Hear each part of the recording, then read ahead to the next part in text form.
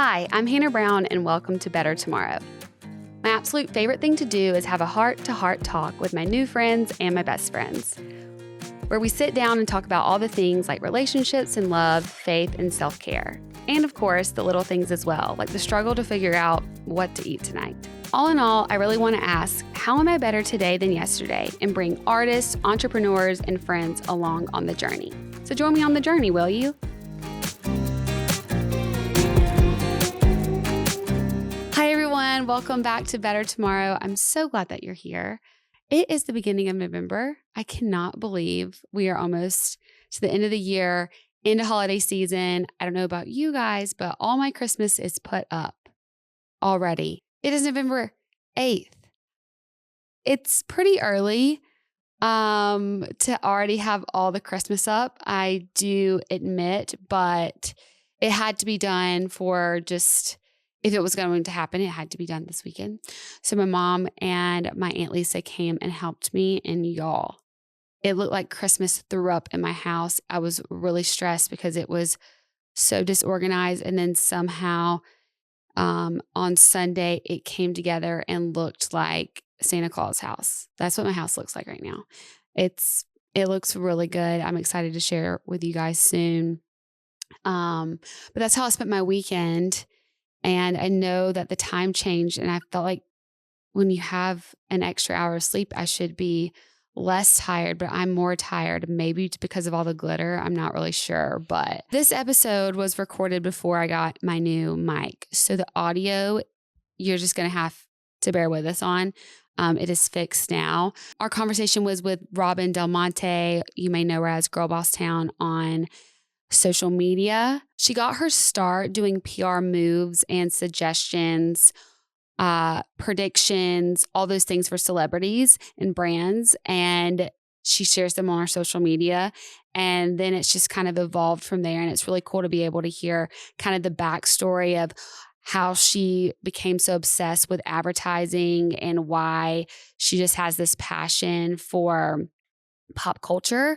We talk a lot about that, but we also talk about she lost her mom and just how she's dealt with grief and how she gives back to other people who are also grieving losing a parent. So it's kind of a twofold of the conversation of what we talk about. We talk about making your own way, how her content is so unique, and there's really nobody else like her doing what she's doing, and how she's created that and quit her more, corporate job to pave her own way in social media, doing what she loves. And then how she also gives back and does what she loves by being able to, create this community of people who are grieving, but it sounds so sad, but it's not. It's like just being able to create a community of people that you feel like you can really talk about the crap that's going on in your life and how you feel, and how important that is for people to feel like they can be vulnerable about the hurt and the pain in our lives. So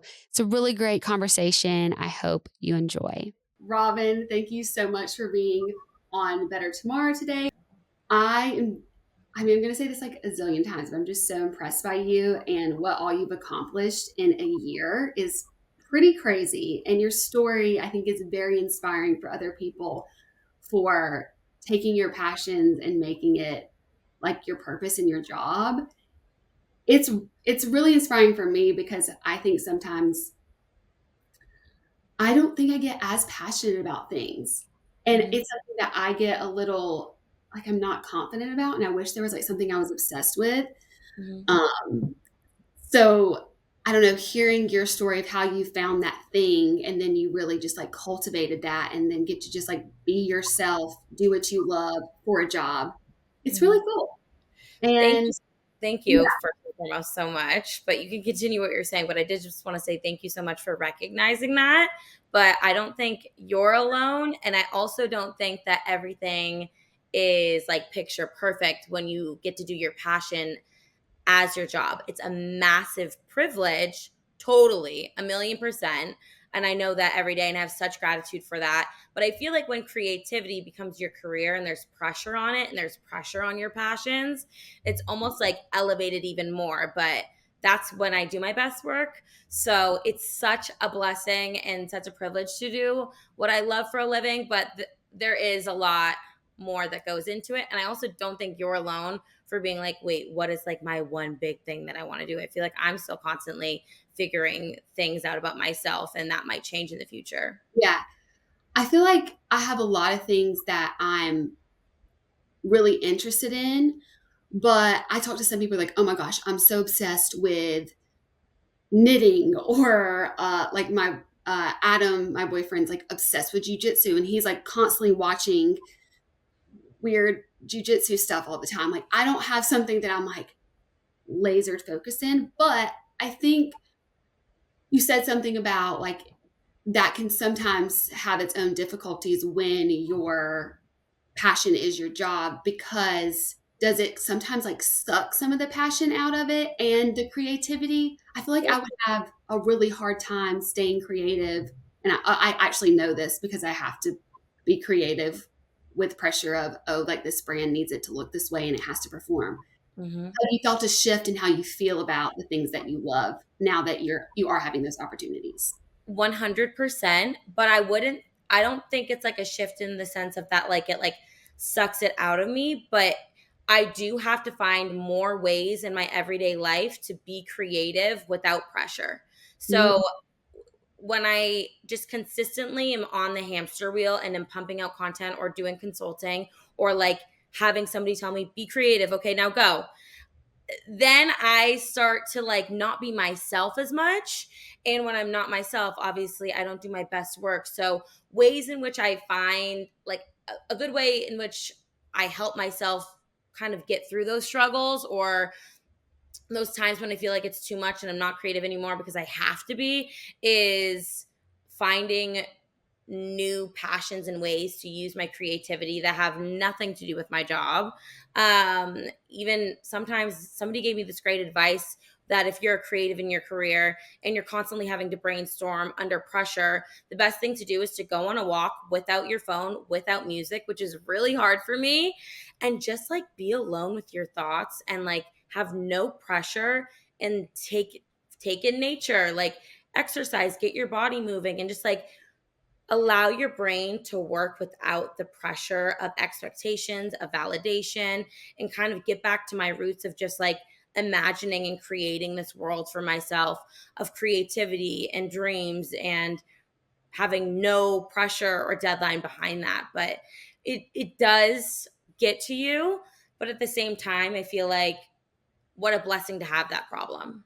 You're so right. I also feel like when my best stuff is created, or my best conversations come from a place where I don't have that pressure. I am on a walk, and I haven't done that in a while, like a walk without music, my phone.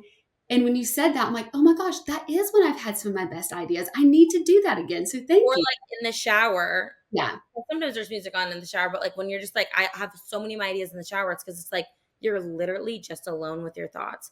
But back to what you were saying, kind of about like trying to level up in your creativity based on what others are doing around you, especially in people who have careers like ours. You are successful because you are who you are. Yeah. Like people love you and follow you. So as much as we can try to replicate things that have become successful in the past or take ideas from that, I mean, that's obviously great, but it's like you always have to remember that the reason you are successful is because of yourself. So searching and comparing others around you is just gonna like point out to the fact that, yeah, I mean, like they're successful because that's their thing, but like you're you. You already Yeah. got this far from just being yourself. So like take a little bit of the pressure off, but some pressure is good. Yeah. But it's you need to I, remember that. for sure. I I think need that, I mean, this is why I'm like, this is hitting home for me already. There is like this fine line of finding inspiration and still cultivating your own authenticity, because I do think it's important. And I love being around people that inspire me, or following people that I'm like, wow, their content's amazing, or their messaging is just like spot on. And I feel that. But then there is a line where you can cross over to like you're constantly comparing, and then you're trying to do something that they do. Mhm. but you're always going to be just like a lesser version of that because that's, and yeah, I struggle with that just And to be a lot. transparent, like, it's really hard. We've both had amazing accomplishments in like a short amount of time in our life, but even still, You never think of that when you're looking at others. no, Never. But I no, will say I think that the things that have thrown me off in life the most and or have been failures or where I've been at my lowest have genuinely been the reason why I have found success. So a lot of the times when I'm in these low points or comparing myself or in a lull, I'm like, you know what? Maybe that's what I need because every time I've been in that before, not in the moment, I don't feel like that, but I've always found perspective for my pain. And it's always pushed me to be where I need to be or given me perspective or insight and being like, okay, like I didn't get this job and I really wanted it. And that person got it and that sucks. But then a month later, I got something that I'm so much meant is so much more meant for me. And in the moment, though, you're like, oh, like, why didn't I get that? Or oh, why aren't I doing this? And then when the right thing comes around, you're like, okay, that's why. And like that heartbreak is why I'm so grateful for this now. So yes. it's like turning inwards, trying to think of all these like things that we both know and even that I'm reciting right now. But in the moments when it's dark, it's dark. But I really try to. I mean, I get to the point of like when I know it's really dark, I'm like, oh, it's really dark. That means that something really great's going to happen soon. Same. I mean, there's always there's light and dark for a reason. Like they complement each other. You're not always going to be in the darkness. Like what comes next is going to be bright and light. But man, is it is hard to remember that in those Yeah. times. So, well, I want to get into what you have gone through to where you are now because now you kind of have like two jobs, I feel like forward facing what people see is you talk a lot about pop culture and you give advice for PR moves, but then behind the scenes, you are doing actual social strategy and creative development for some of our favorite brands. Yeah. But that was, you do not have, I would say, the classic path to this point. And I think with a lot of content creators, there really is no like classic path to where everyone's, has these really cool career paths.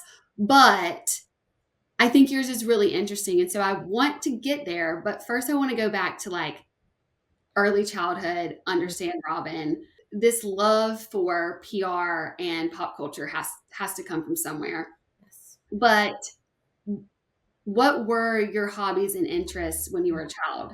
Was Yeah. that So I always say I grew up, my dad was in my life, but essentially I grew up with a single mom in a house with three other sisters. So there was all girls in the house and a my mom, lot of feminine energy? yes, my all the time, which was so inspiring. Even though when I was little, I was like, I want her to be home. But now I'm so glad that she showed me that. But I say the TV was my babysitter, unfortunately, but it gave me a career. So I'm okay with that. I grew up at like 6, 7 years old watching MTV. I watched Oprah every single day after school. And with a mix of MTV and Oprah, I think that's like what birthed Girlboss Town because there was like the heart and the storytelling of Oprah, but then like the drama of the real world and or like the simple life. And I definitely should not have been watching those shows at literally 6, 7 years old. Like for career day, I said I wanted to be on the real world, and they were like, try a dentist. But I think at a very young age, I became because pop culture is so much more than like the vapid space that people think. I think I just became really interested in storytelling and history. And if you add the glamour of pop culture on top of that, it was just like the perfect mix for me of things to stay interested in.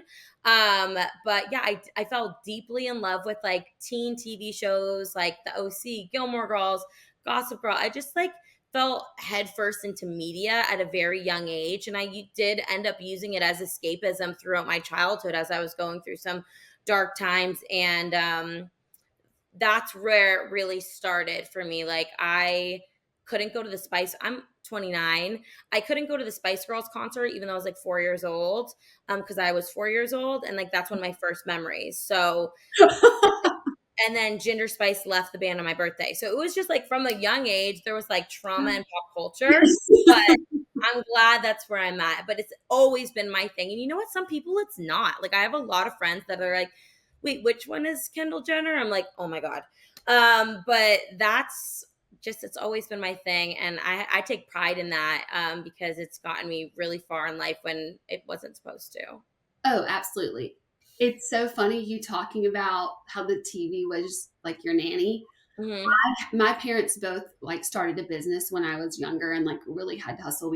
I did not come like from like a wealthy background by any chance, like by any means. Like they have put in the work, but um, we would have people that would stay over with us. But I just watched TV most of the Yeah. time. Same with my babysitters. We watch like Boy Meets World like all day long. Obviously, I know like what you like to do like outside of school, but like were you a school, like did you enjoy school? Oh Did you no, I did really poorly in school. I was a terrible student, but I was the cheerleader and like a competitive cheerleader. So I like always got the grades so I could cheer. Mhm. Um Mostly so I could like creep on my boyfriend at the time. Like honestly, like the reasons I got good grades in school was is not something you should write home about or should like watch this to aspire to be. But I think it was because of some of the things that were going on at home and then just like my learning style and how I approach creativity and everything was just not your typical school student. But I Mhm. remember I always did really well in history and my teachers always really like got along with me and saw potential in me, which is why I think they let me not slide, but would kind of like give me a second chance to be like, okay, like if you do this extra credit, like we can do it. Cause I would be great at having conversations in class. But when it came to like tests or homework or like having to sit still and just like not talk and do work, that was not my thing. And then in high school, I took my first marketing class and did this competitive marketing club called DECA. And it sounds nerdy, but I did it so I could like stay at hotels overnight with other schools. It was like kind of like a social thing, but that's where I found my love for like marketing and PR, even figured out like what that was and saw how that aligned with pop culture. And I was like, wait, I think this is finally something I'm confident in. That's so cool that you had that at your high school. I think I've heard of that. I Yeah, don't, it's big. It's like FBLA, Future Business Leaders of America, but like essentially, like there would be like mock trial, but for marketing. Like for example, you would get I competed in the PR one and be like, okay, you work for a car company and it hurt X amount of people because of a flaw in how it was made. They're re-releasing the car. How are you going to re-release it? And marketing wise, how are you going to speak to the public about it? What is this going to look like? And you would have 10 minutes to come up with your pitch and you had to use like 6 words that they gave you and you like did it in front of judges. But it was very much just like a social thing. But I think that was the first time in my life where I felt like I was really smart. yeah. I never my whole life I kind of wasn't shown that I was capable of, achieving some of the things I wanted to achieve in career wise, or I just never thought of myself as being academic or smart. And that was the first place where I realized that and that it felt good, and that it could be not traditional. And I think that kind of set me up for my path to get to where I am now. Yeah, it's great to find something that you can be like, wow, I'm good at this. Yeah. And that there is a path and a career that you're good at. Because Yeah. I think in high school for me, I mean, you only hear about like a dentist, a lawyer, a doctor. I didn't know much about like that wasn't what I was really interested in. I thought I wanted to be a doctor because I wanted to make money. Yeah. Literally. And that's what they tell you. So That's I what was they, like, okay, I was good at school, but honestly, I just had like a really good memory and was a good test taker. yeah. Could absorb a lot. Uh, but I think that also hindered me from finding a lot of my passions because when you're good at school, you're not really able to foster like one thing Hmm. that you can really, build your life around. I was just okay and good at just about everything where I'm like, all right, like I pass and people can say you did well.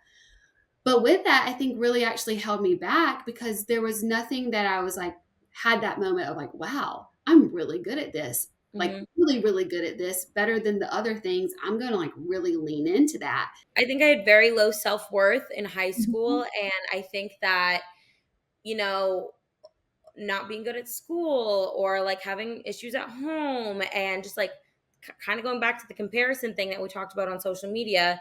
But like we said, bringing it back as well, what hindered me actually ended up helping me find myself. And that's the other thing that I could say if somebody's in high school right now or even college, where as a society we're taught that like you need to do this to pass to then get a job that like it's just like all of these steps, so you're focusing all of everything on passing rather than the content that you're absorbing, rather than how Mhm. it's making you feel, rather than like what you want the next steps in your career to be. It's like, okay, we were taught when you're younger, I want to be a doctor because it makes a lot of money, but what is being a doctor? What does that look like? How would that make me feel? It's just like we're not really looking.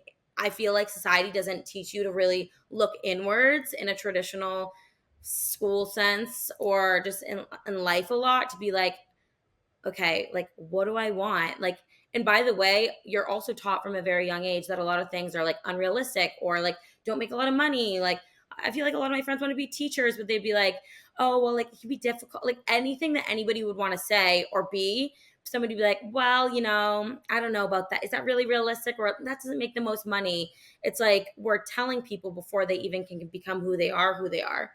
Yeah. Um, and Um, I hope that with social media and building a non-traditional resume like me, like that will change in the upcoming generations. But I feel like we still have a ways to go with that.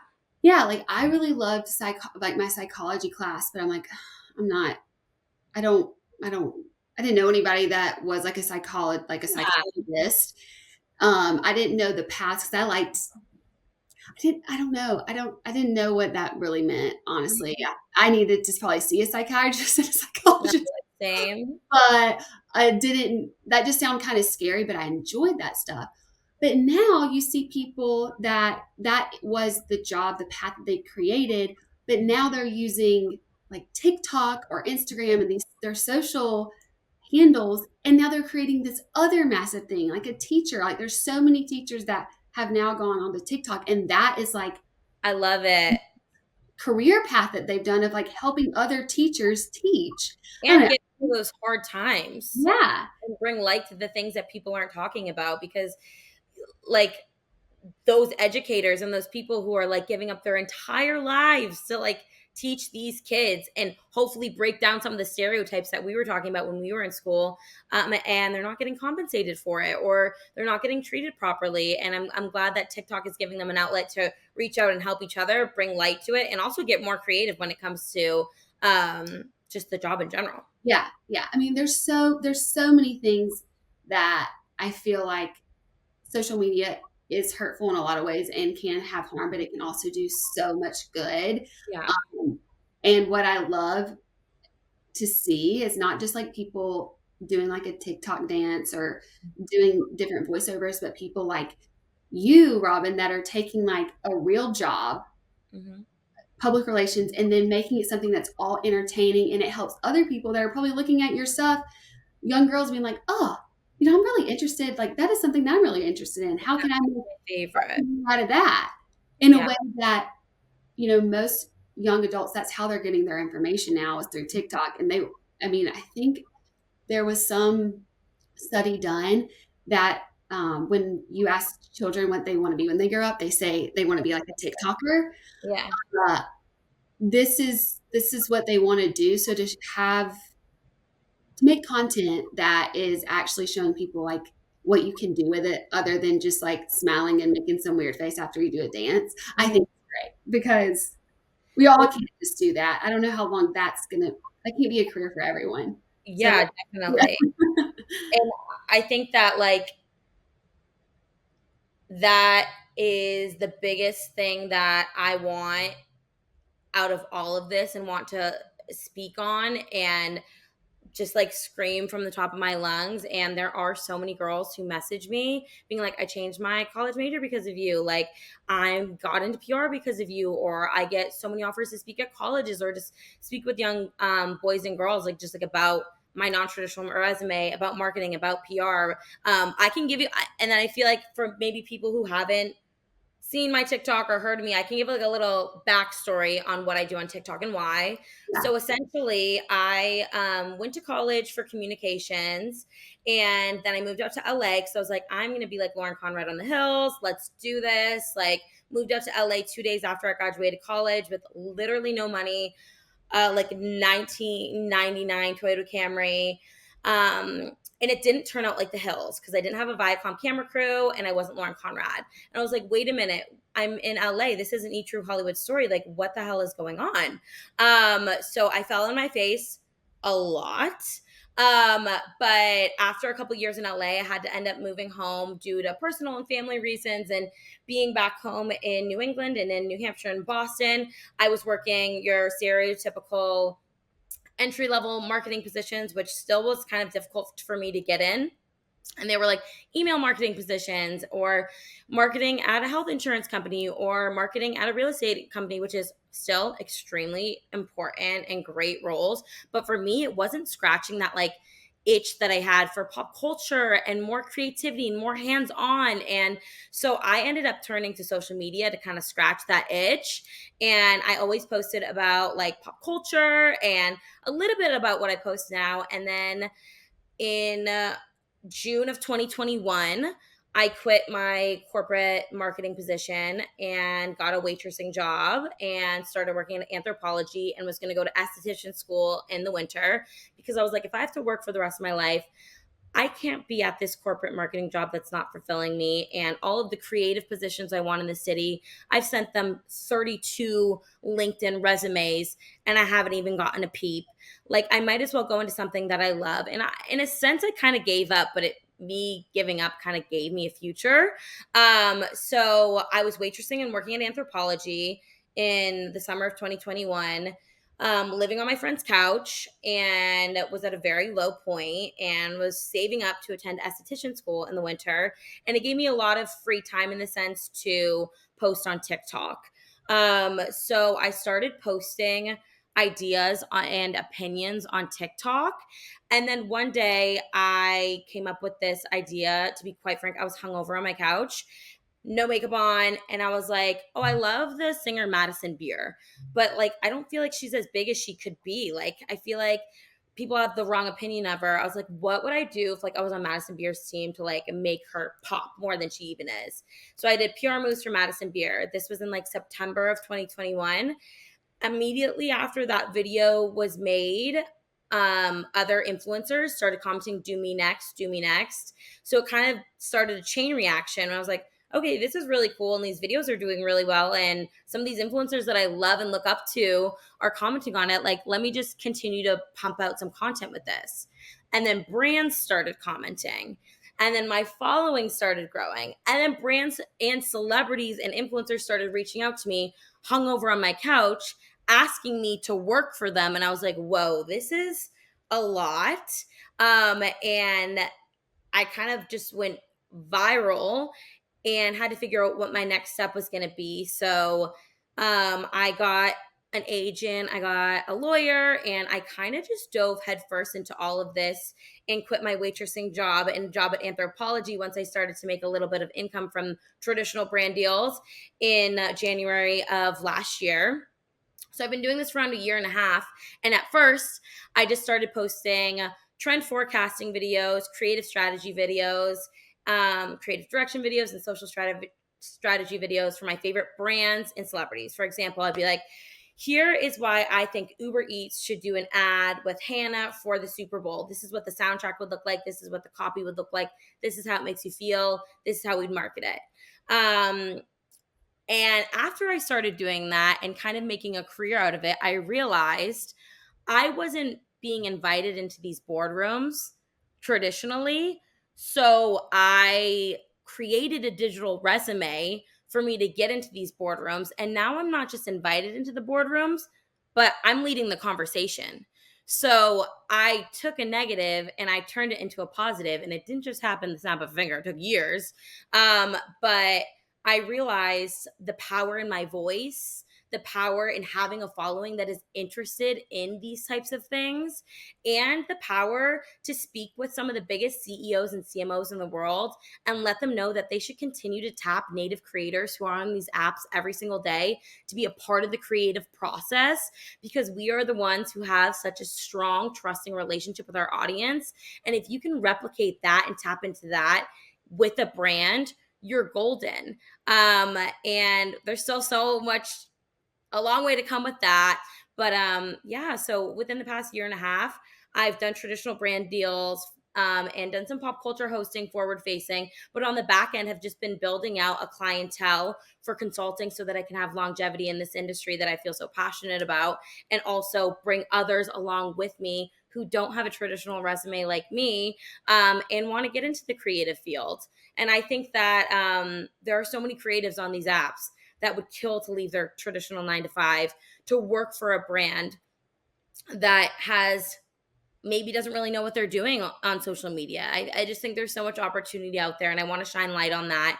And I've had the biggest and best opportunities to speak with some of the greatest thought leaders and CEOs and CMOs in the world because of this. But I always have to kind of pinch myself and remind myself that just a year and a half ago, I was rolling silverware and waitressing. And within 8 months, I got Forbes 30 under 30. So it's a lot. I feel like I just talked everybody's ear off, but No, it's great. Like, I think it shows like what you can accomplish. Like, you just taking that time to be like, "Hey, this is what I've done in a mhm. year and a half." And I don't know, I'm just like blown away by it. So no, I'm so glad that you just like went straight into it because But I also feel like there are so many, I mean, I'm so blessed and happy that this happened to Mhm. me. And I love kind of being the voice for this a lot. Like I went to Cannes Lions and was on a bunch of panels there. I did South by Southwest. I did all these conferences, which doesn't sound super like chic, but like that's what I like live and breathe for. And I'm speaking as the voice for creatives in the creator economy. And that is such a privilege and such a blessing. But I also feel like there should be so many other voices and so many other people who have the opportunities that I have.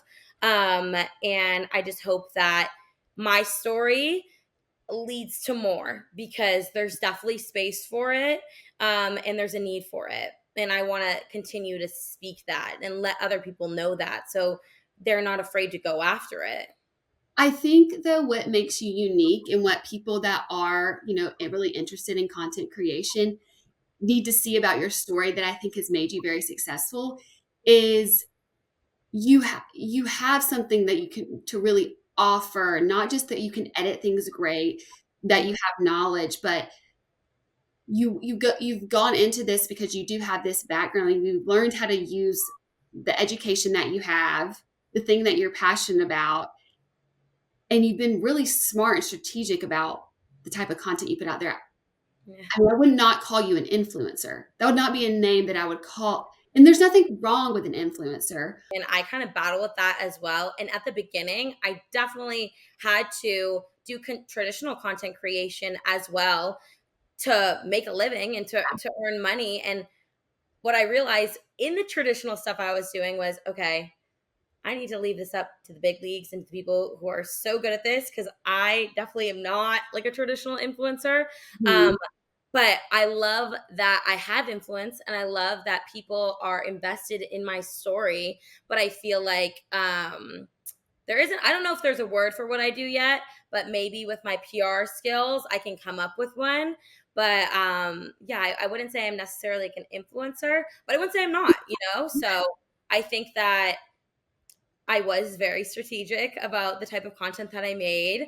And at first, I was kind of like shy about that and was like, oh my God, my videos are doing really well. This is happening. Oh my God, like, I can't believe this is happening to me. And then I was like, you know what? Wait a minute. No, I'm going to own that, because that was strategy. And I know my worth. And I know that there was a reason behind I did how I did, like what I did. So yeah, I mean, there was definitely strategy behind it. And I always, my biggest fear was like, I want to have longevity in this industry. And how do you have longevity in this industry is having something to offer, something that is valuable, but something that is niche. So for example, when people think of marketing and branding, when Gen Z thinks of marketing and branding, I would hope and think that a lot of the time they think of Girlbosstown. Yeah. They tag me in campaign whenever a new campaign comes out with any brand. My name is in the comments. So it's just like so cool that I was able to do that, and something I'm really proud of, but also something that I know will inspire future generations in content creation or even just in how they choose a career. I always said growing up, I watched The Hills and I wanted to be Lauren Conrad and work at Teen Vogue. Now kids grow up, they watch their phones and they want to be influencers. I kind of want to mesh the both. I want kids to watch me as they're growing up and like the influencer scene, but also want to be behind the scenes, be a part of the creative. So mix a little bit of like what I grew up watching The Hills and showing the behind the scenes with a little bit of like influencer culture and fandom, and kind of mesh both of those and create a career out of that. Yeah. I mean, I think that influencer culture is really important to be able to have the base of that for the longevity. Yeah. But I think sometimes people just step into that and are like, let's see where this goes. Where it seems like you And it's use, hard not to, because when you first yeah, step into it, you're like, oh my gosh, this is great. You know what I mean? still like that's still a part of the way that I do my business. Like Mhm. I think it's essential and it's a great asset to have. Mhm. But what I think is cool, and I think I say why I'm so like this is what's so cool is for me. I just kind of got thrown into it, and I can genuinely say that. Like I came home to my phone because you don't have your phone when I was on The Bachelorette and I had 2 million followers. Like I did not grow that.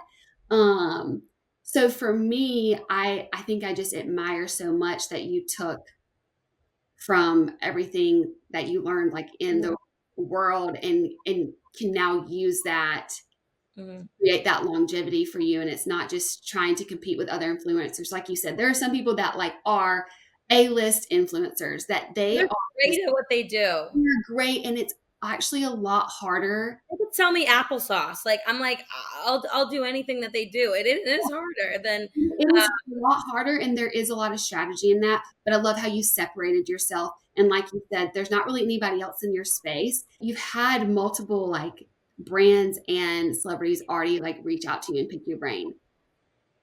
I don't know if you can say, but has there been anybody that you've just been like so shocked and like freaked out that they wanted to know what advice you had for them or what strategies you thought they should take in their career? I think, I mean, there's a couple, but I like, for example, I got to meet Drew Barrymore, um, who, like, just as a guest of the Drew Barrymore show. Like, this is like, I was not on the show, but You were on the show, you were just like in you were on Drew Barrymore? More? no, no, no, no, no. I was just a guest of the show, but I got to meet her afterwards and speak with her, Oh my and just like things like that, and talk to her about strategy and social. And like, I'm the biggest fan of her book ever. It's my favorite book ever. So talking to her about that, I got invited to Hailey Bieber's Road launch party. And you know how like influencers get invited to like those events, like that's still so cool. But for her to like know who I am, reference my videos, like it's so crazy to me. But I will say that like at the beginning of all of this in like 2021, when I was moving into my apartment, I watched like the D'Amelio show on Hulu, God. and I was like, wow, this is actually like a massive career. And like, I kind of just studied it. And the D'Amelio family was like the first family to reach out to me and their team when I had like 15,000 followers. And throughout my like journey in content and my career, have always welcomed me with open arms, helped me with anything that I needed, are just so kind, especially their team and Heidi. Um, and have just given me great advice. And it's like I watched their TV show, and like 2 months later, I was like at their house. Like, it's just it's crazy that these people that I've like looked up to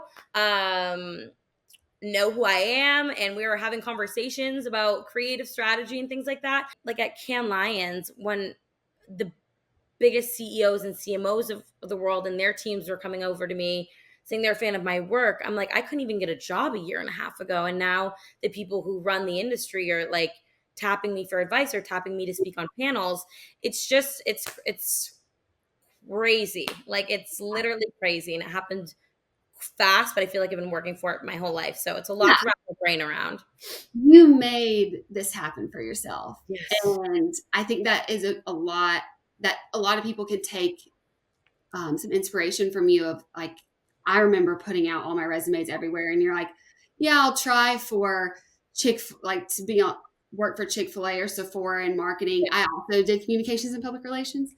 And then you don't hear back. But like now these people are the head of these huge companies who nobody probably read your resume from LinkedIn. No. Now are asking for advice. Like that is so cool.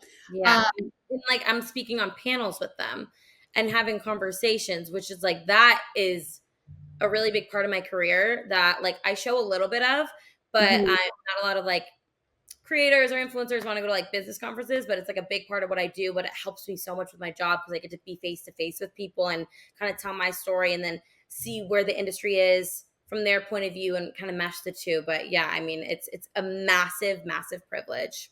Yeah, that's a great networking place Yes. for you to be, is to be able to be in their face, because ultimately one day, like, where do you see your career going? Like, what is a career goal that you have? In my lifetime, I would like to help be a part of a Super Bowl commercial.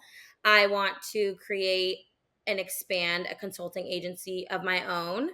Right now, I'm doing it like alone by myself, kind of behind the curtain. And the format is different with every brand that I work with, but I kind of want to raise capital and expand and open up a creative consulting agency of my own so I can allow others like me to be a part of this industry, and to continue to hopefully shift the narrative around certain types of content creation or what it means to have a career in marketing and how to get there.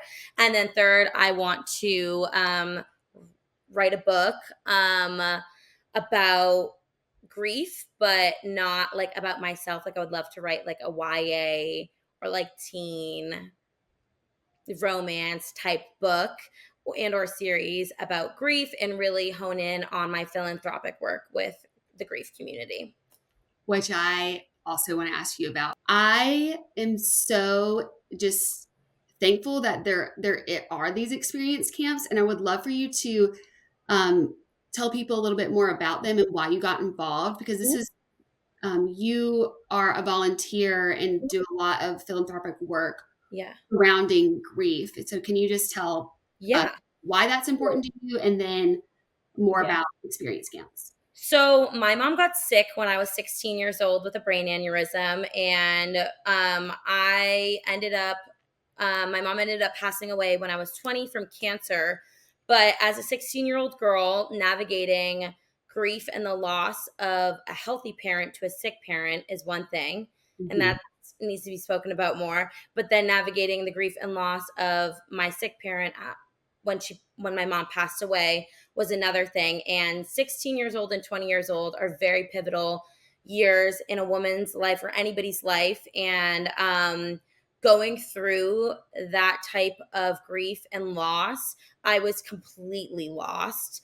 But it didn't hit me until, I mean, obviously it hit me right away, but I feel like those feelings of grief and loss really genuinely started to affect my life a couple years after, when the dust settled.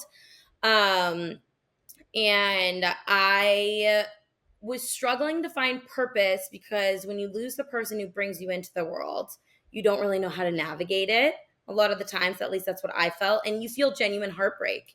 And you also feel, in a weird way, guilty, because your life can continue now that you don't have a sick parent anymore, but you would want that sick parent back, but you wouldn't want them sick. There's just so many different emotions that are so taboo to talk about in society. When I say, oh, like my mom passed away, everybody goes like, oh, I'm so sorry.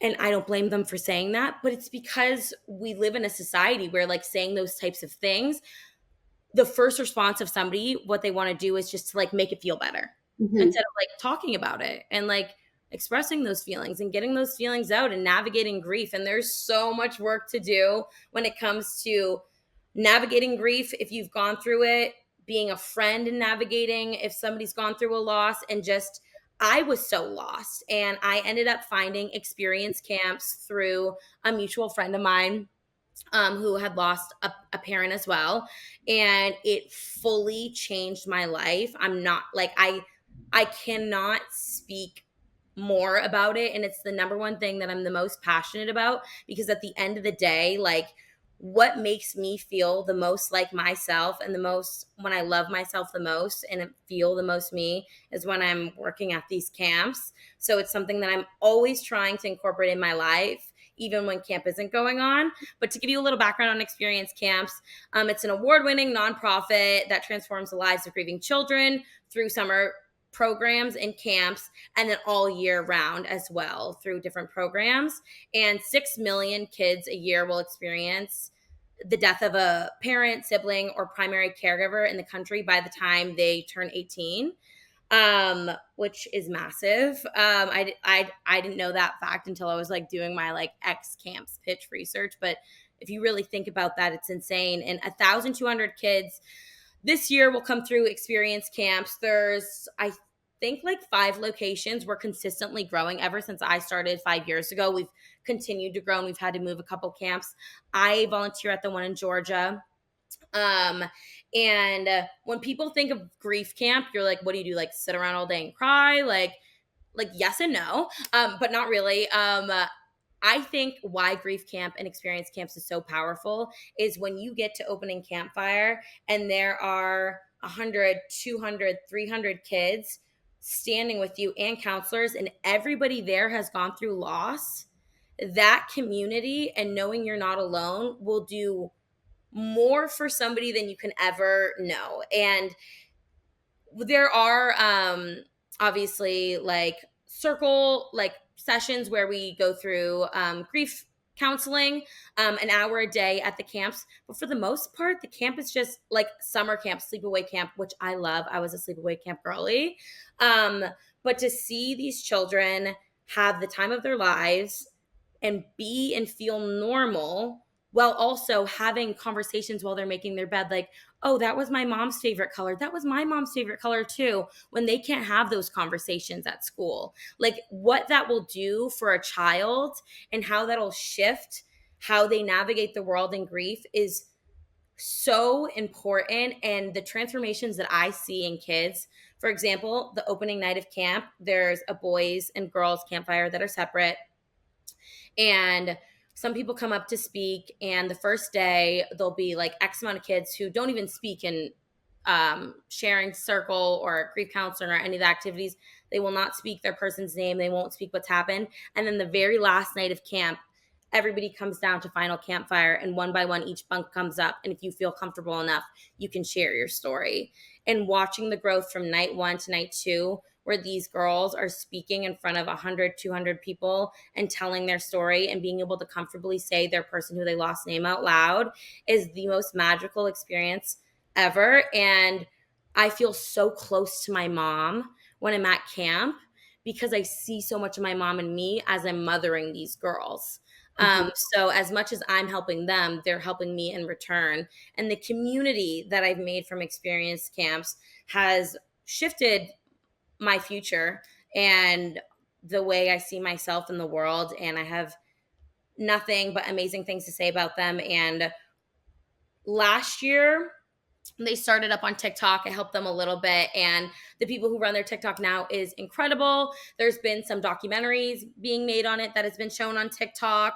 They're getting into Roblox, where there's like this, you know, that like kids game Roblox. They're creating like a safe grief like environment for kids to talk on Roblox about their feelings when it comes to grief. They're really expanding and growing and doing such amazing things from when I started with them 5 years ago. So I'm so proud of that. And if anybody listening to this is interested, you can definitely go to the website and check that out, or DM me to get involved, because there's a lot of ways that you can get involved, and you don't have to lose somebody to get involved as well. And it is, by the way, it is free for the kids to go to the camp. No, it was one of the things that one of the things that I've been the most impressed by that I've seen in a long time and think it's so needed. Mm-hmm. I watched the like documentary How for special. the grief camp, and I was just like, I don't cry that much, but I think it's because I didn't learn how to really navigate grief from when I was younger. I also like had a tragic loss, and I think it really affected me watching these like younger kids have a safe space to be able to Mhm. talk about their grief. Because I know for me, I like has suppressed it for so long until like the past maybe 4 years. Mhm. Because like you said, I would say, yeah, this happened, and it first of all made everybody uncomfortable, Of and then I course. didn't feel like I should say anything because I knew I was making other people uncomfortable sharing my pain. But to watch these little girls be able to say those mixed emotions of you can feel like really sad, but then also happy to be reminded about your person. Mhm. Also be mad that they're gone, Yes. and say like, hey, when I don't like talking about this sometimes because it makes me want to cry, but I know I need to talk about it. And to have people around you that like get it and know Mhm. that and can support you in that way and fill that space, to feel that at such a young age, It's detrimental. It's so important. it will drastically change your life, and you maybe don't have to spend as much It's on therapy very as I yeah. do now. And Yeah. yeah, like you said, as you watched it, you can't help but become emotional because you watch even how they articulate their grief. Mhm. It's so special. And you see the power of camp, like in even how they're speaking about grief, like after a week. And for me, I've had the same girls since they were 12 and they're 17 this year. It's gonna be their last year. So I've grown up with them. And even having these conversations, especially with the teen boys and the teen girls, that aren't necessarily like all about grief, but just like about high school. Like, what are things you would want to ask your parent that's not here? Or like, what don't you really feel safe talking about at home around maybe your parent or siblings that are still here that you wish you could reach out to that person, and just having that safe space and the lessons that I learn from these children's and young adults I want the world to see. Like it's so powerful, and that's why I'm so happy light is being shown on this very magical place that like I call like my second home. And even as adults, like I feel like you said you had suppressed your grief for 4 years. A lot of my friends who I get to volunteer who have gone through loss, they're like, "Well, I can't help kids. Like I don't even know how to talk about it myself." I'm like, "That's the point." I'm like, Mhm. you guys are both in this position, and you guys both have that fear, but since you both have that fear, it's a commonality, and it builds community, and you'll be shocked like the way that people's layers just come and peel at camp. It's just like because you just feel safe. Like when is the last time you felt safe speaking about somebody that you lost in a room full of people? Like it's maybe never. But do you still struggle like with navigating grief, or do you feel like you God. Yes, um, definitely. I feel like this is something that people probably don't want to hear, but I'm going to be honest. For me personally, even though I've had the best support system, I love Experience Camp so much, it literally saved my life.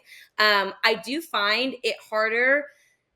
It continues to stay hard to navigate grief as you grow older because some of the things that weren't as hard when you were younger become more apparent now, and that's why I always say grief isn't linear. So mhm, it's like I feel so comfortable in navigating my grief. I love talking about it. I love camp, but it's not linear. Like as a I'm 29 and I'm single and I am thinking about like my future, and I deal with anxiety and depression, and these are things that my mom dealt with, and I'm seeing more of my mom and myself as I get older and as I struggle with things, and I feel so close and connected to her, which is great, but that almost makes it harder. You know mhm. what I mean? So that's why I'm always like it's not linear. It's so difficult to navigate. You're going to have to deal with grief every day, but you learn how to go about it. Like you learn how to live with it. And that sounds so depressing and so dark, but I don't think it is. I think to have grief and to be sad over somebody's loss too. Like what Andrew Garfield said in that interview is like, that's all the love that you still have to give them that was lost because you can't give it to them anymore.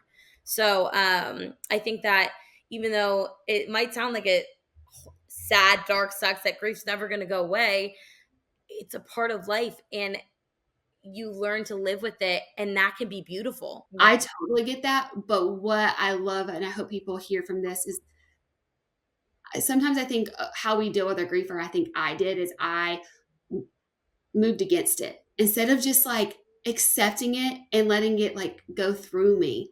Because now there's a lot stuck in me. It's just stuck. I was just going to say, and it'll show Mhm. physically that you're holding on to this trauma and this grief. Like it will be so apparent that it's in there, and like it takes a while to come out and to work through. So even to take the step to do that is massive. But Part of my rock bottom for sure, of just, yeah. and it becomes, like you said, very apparent. Mhm. And but man, even though it hurts, it's like it is like a hurt so good. Like it hurts to talk about. It makes you sad. Yeah, there's sadness, there's pain. Man, like just to be able to have somebody to talk to about it, or just to release it for yourself is the best thing that you can do to move through it. And in some way, like you said, it's like kind of depressing to hear that it never goes away. But for people like you and I and other people that are on the journey of, it feels like, man, like you're trying so much, you're doing all these things, you have all this toolbox, but there's something that feels good to know, like you said, that you're not alone. Of it ebbs and flows, and it's And always also, like, it's okay to grieve somebody who you maybe didn't have the best relationship with. And it's okay to like grieve somebody like you lost them, like I'm saying, and you didn't have a relationship with them, and you're trying to figure out this relationship with them after they passed, or you had to take care of your parent for X amount of years, and after they passed, it was the worst thing that ever happened to you. But now you're able to go to school and you feel guilty about, like, there's just it looks so different. So different. So if there's one thing I can say for anybody listening to this, grief looks different for everybody. There are so many different ways to grieve. And like, if you can tap into these tools and resources to help you do that, I would definitely recommend it, because it like changed me. And with what you were saying, how you suppressed it, that's natural human emotion to do that. Your brain chemistry literally blacks out traumatic things that you go through because your body doesn't want to stay in fight or flight. Is that how you say it? So never guilt or shame yourself for doing so, because there's no handbook of being like, hey, my mom just died. I went to Chili's when my mom died, okay? I went to Chili's and picked up food after I lost my mom, and then just like sat there in my room and was like, what is life? Like, there's no handbook, there's no rule book of how you should go about this. So if you're listening to this, you're not alone. It's not too late to start to try to peel back some of the pieces or navigate it. And if there's resources there for you, please try to use them, because it'll change your life. Well, thank you for being a resource, and to continue to have that a part of your platform and to speak out about, because it was really impactful for me. And I'm sure there's a lot of people that just knowing that this is something that you constantly talk about are going to appreciate to have somebody in the world, in their space that they can look to. I'm sorry I kept you so long, but you just have so much advice and wisdom and strategy that just is fascinating to me. I just love the way your brain works, and I like to like see you work your magic in real time. It's really cool. So thank you so much for coming on today, Better Tomorrow, and also sharing just about grief. I think that's going to be really helpful for a lot of people, and it just shows like all these different sides of you. So if you want to continue to follow Robyn, can you just tell them where to go for all your information? Well, first and foremost, I always say that like time and energy is the biggest currency in this industry. So for you to take the time, want to get to know me, hear my story, and those people listening, that is the biggest gift and privilege ever. So thank you so much. And if you want to follow me, it's at Girlboss Town, GIRLBOSSTOWN on Instagram. and TikTok, and experience camps. If you want to learn more about that, you can check out at experience camps on TikTok and Instagram and Facebook, I believe, and their website to get involved if you have any questions. Perfect. Thank you so much, Robyn. Thank you. Thank you guys so much for listening to the episode. Better Tomorrow is produced by me, Hannah Brown, and Legos Creative. Our producer is Andrew Stalmer. Our show is recorded, engineered, and edited by the Legos Creative team. Remember to follow Better Tomorrow wherever you get your podcast so you don't miss the next episode. And don't forget to rate and review us on Apple Podcasts. It really helps and shows your support. You can follow me on socials at Hannah Brown, and you can stay updated on all things Better Tomorrow on our Instagram at Better Tomorrow and our TikTok Better Tomorrow podcast.